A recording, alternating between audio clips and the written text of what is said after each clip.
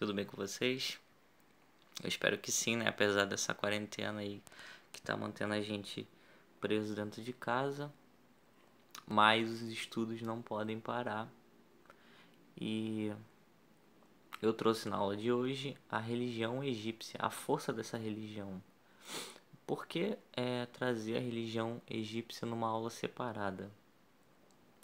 Porque a religião no Antigo Egito é tão importante que ela era uma espécie de base da vida dessas pessoas, e o mundo para eles era regido pela religião, pelas forças superiores. Então, por esse motivo, eles acreditavam que tudo estava relacionado a essas forças superiores. Por exemplo, o posicionamento do Sol, as cheias do Rio Nilo e outros fenômenos naturais acabavam sendo percebidos como ação desses deuses na Terra. Mas antes de adentrar essa aula de religião, eu vou relembrar com vocês o que nós falamos sobre a organização política e social do Antigo Egito.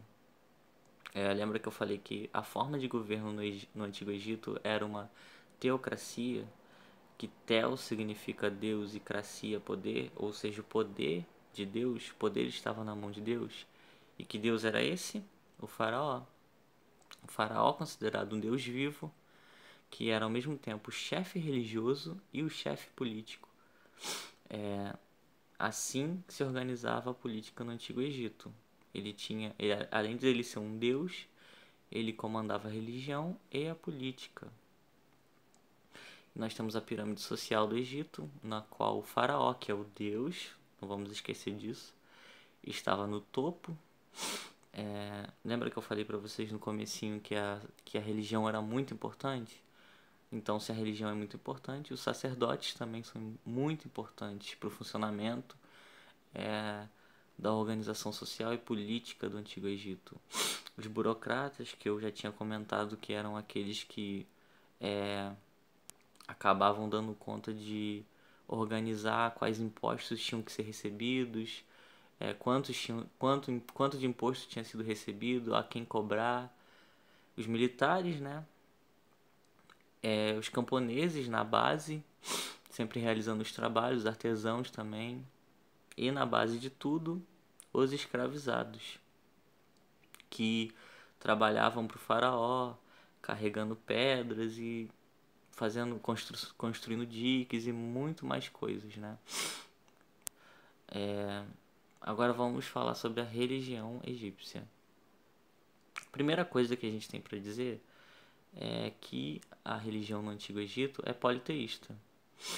Politeísta significa a crença em vários deuses. O mundo era resultado da ação dessas forças superiores, os deuses. Lembra que eu falei isso já? Para eles, as divindades elas eram responsáveis pela ordem do mundo, pelo equilíbrio. Inclusive, eles personificam o equilíbrio, a justiça, numa deusa chamada Maat. E diariamente Maat lutava contra o caos. Diariamente mesmo. Os deuses eles simbolizavam os astros, ou seja, o sol, a lua, as estrelas, eram deuses também.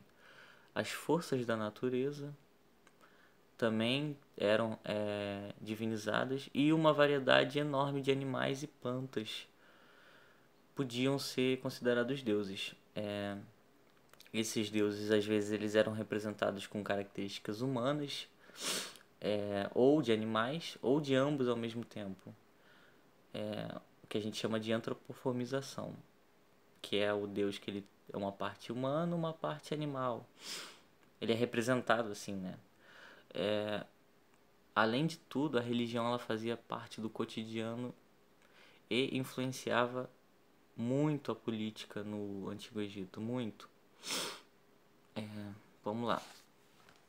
Uma coisa muito importante que a gente não pode deixar de falar sobre a religião é a vida após a morte. Diferente da religião mesopotâmica, os egípcios acreditavam sim numa vida após a morte. E ela tem a ver com o deus Osíris. Uma história que era contada sobre Osíris, né? Esse carinha aí. Os egípcios acreditavam, né, que Osíris tinha sido um faraó quando vivo, que foi assassinado pelo, pelo seu irmão Seth, esse carinha aí. Então eles acabaram tendo uma contenda, uma luta e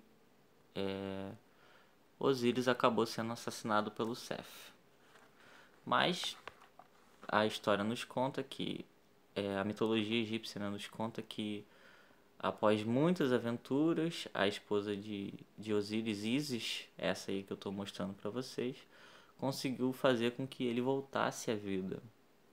Então é isso, essa história que faz com que os egípcios acreditem que depois da morte eles iam viver numa terra que seria governada pelo Osíris. Então, por causa dessa crença, os egípcios acreditavam que eles tinham que preparar o corpo deles após a morte. E como isso era feito? Através do processo que a gente chama de mumificação. A mumificação é um processo bem complexo, né? Ele começa geralmente com a lavagem do corpo, a lavagem preferencialmente com a água do rio Nilo, por ser uma água sagrada e tal. Em seguida, os órgãos, o intestino, o estômago, o fígado e o pulmão eram retirados. Vocês viram que eu falei intestino, estômago, fígado e pulmão, mas não falei o coração. Bom, o coração ele não era retirado porque os egípcios acreditavam que o coração era a fonte de sabedoria, de inteligência, diferentemente do cérebro. O cérebro também era retirado, mas o coração não, ele era mantido no corpo. E por um motivo também, além dele ser considerado a fonte de inteligência. Os órgãos eram retirados e guardados nesses vasos, que nós chamamos de vasos canopos.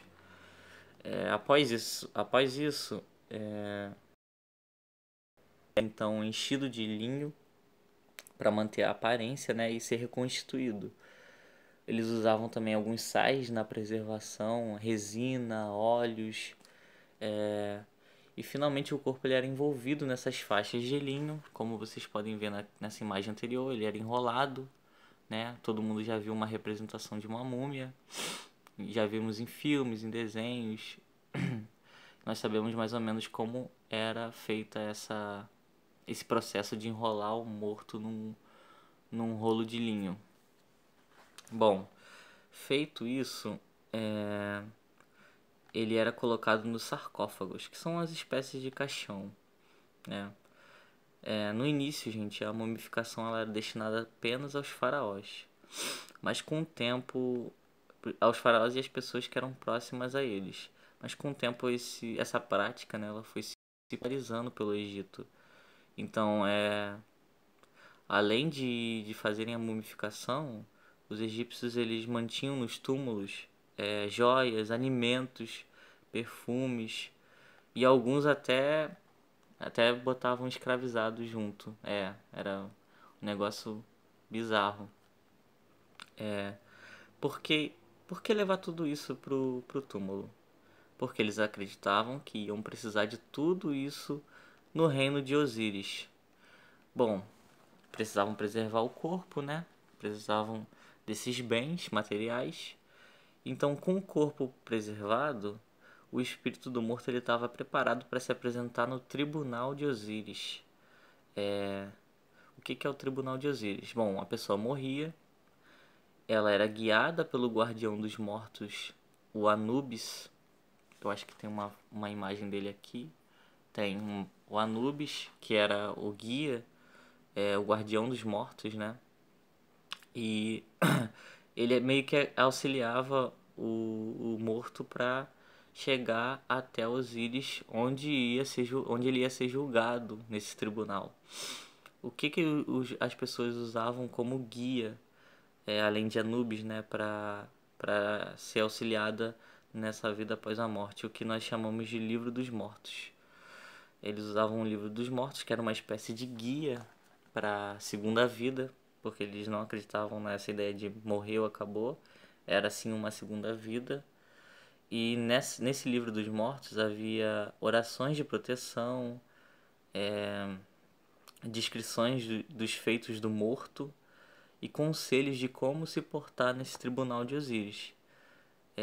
Além disso, gente, o livro ele continha inúmeras representações de como era essa jornada na vida após a morte. Bom, só pra gente não perder o fio da meada, é importante lembrar que eu falei do julgamento de Osíris, né?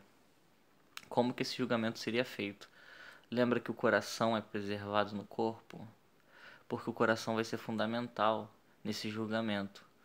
O que acontecia? Osíris colocava o coração numa balança e num lado da balança colocava o coração e no outro lado uma pena. O coração ele tinha que pesar a mesma coisa que a pena. Lembra da ideia de equilíbrio?